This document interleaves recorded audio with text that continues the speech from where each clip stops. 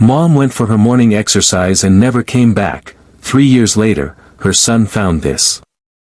Every morning at 6:30 sharp, just as the first gold rays of sunlight kissed the tops of the maple trees, she would lace up her worn-out sneakers, tighten her ponytail, and whisper, "Be good, Sammy. I'll be back before breakfast." That was the last thing Samuel ever heard his mother say. On a crisp autumn morning, 3 years ago, Eleanor Summers stepped out for her usual morning jog along the nature trail behind their home in Vermont. She never came back. No screams. No signs. No clues. The police scoured the trail, helicopters circled overhead, and neighbors volunteered day and night, but Eleanor had vanished without a trace. To Samuel, she had evaporated from the earth. At just 15, he had to grow up fast, faster than any boy should. Life moved forward like a river that never stops for the ones who fall in. Samuel lived with his aunt, carried his grief like a stone in his chest, and held on to the memory of his mother's morning hums and the scent of cinnamon on her skin. He stopped looking. After 2 years, even hope seemed cruel. But the third year changed everything. It was a chilly Sunday morning in early November when Samuel, now 18 and an amateur photographer, decided to revisit the trail. He told himself it was for the foliage, for the way the crimson and amber leaves painted the forest in a blaze of beauty. But deep down, something called to him. Maybe it was the silence in his dreams, the way the forest still whispered her name. He packed his camera, some water, and headed toward the path he had avoided for years. About 2 miles in, as the trail bent near a shallow stream, Samuel noticed something peculiar, an old, wooden bench he didn't remember seeing before. Its surface was mossy and cracked, but what caught his attention was the weathered journal resting on it. It looked untouched by time, as if someone had placed it there moments before. Hesitant, heart pounding, he opened it. The first page read, "To whoever finds this, I hope my words reach you in kindness. My name is Eleanor Summers. If you're reading this, it means I couldn't make it back." Samuel's legs buckled. He collapsed onto the bench, gripping the journal with trembling hands. His mother's handwriting. So familiar. So alive. The journal told a story no one could have imagined. 3 years earlier, on her usual run, Eleanor had heard a cry, a soft whimper coming from off the path. Following it, she found an elderly man lying in a ditch, barely conscious. He had wandered off a nearby nursing home and collapsed from dehydration. Eleanor, without hesitation, tried calling for help, but there was no signal. She couldn't carry him alone, and walking back meant risking his life. So she stayed. She tore her jacket to keep him warm, found water from the stream, and wrote in the journal she always carried for her poetry. She chronicled everything, the days, the cold nights, the hope that help would come.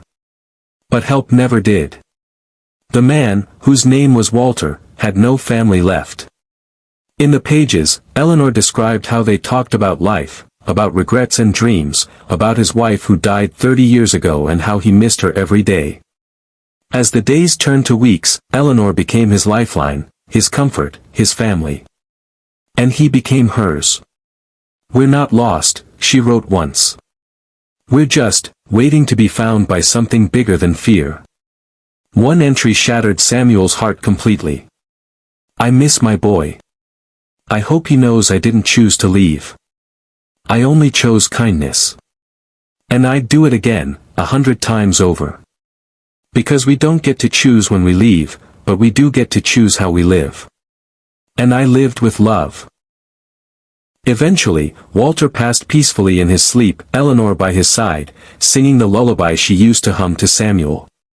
She buried him near the stream and continued to survive on berries, rainwater, and hope.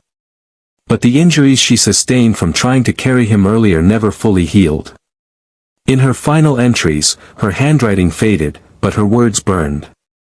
"To my son, if you ever read this, know that my heart never left you.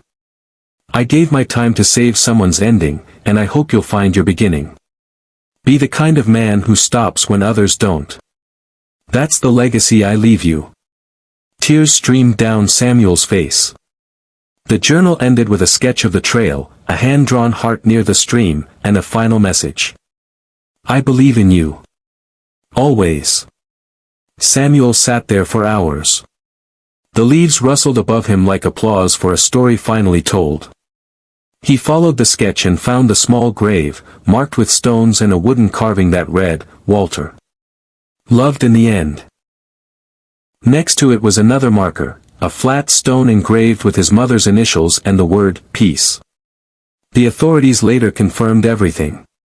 A rescue team unearthed the remains, the journal authenticated, and news outlets covered the incredible story of a mother who vanished not from crime, but from compassion. But Samuel didn't care for the spotlight. He cared about something else. He turned that patch of forest into a memorial garden, Eleanor's haven. A place for lost souls, for the lonely, for the grieving. He started a community outreach program in her name, rescuing the elderly, offering shelter, listening to the forgotten. People from all walks of life came, drawn not just by the story, but by the spirit it embodied. One woman, a nurse named Clara, visited often.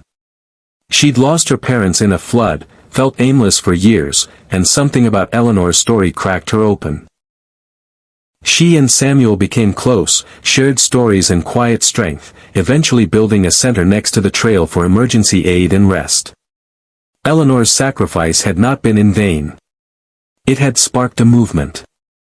Years later, at the grand opening of the Summer Center for Compassion, Samuel spoke before a small crowd, holding the original journal in his hands. "My mom didn't set out to be a hero. She didn't know she'd be remembered. She just saw someone hurting and stayed. That's all it takes, really. One act of love.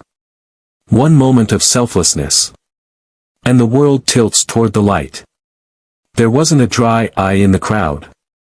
The trail behind the center is now called the Kind Path. On its bench sits a plaque with Eleanor's words, "We don't get to choose when we leave, but we do get to choose how we live." And every morning, just as the sun begins to kiss the trees, a young boy, Samuel's son, runs the path, waving to the bench where his grandmother once sat, living proof that one act of compassion can ripple through time, turning loss into legacy, and pain into purpose. In the end, she came back, not in body, but in every life she touched, and every heart she inspired.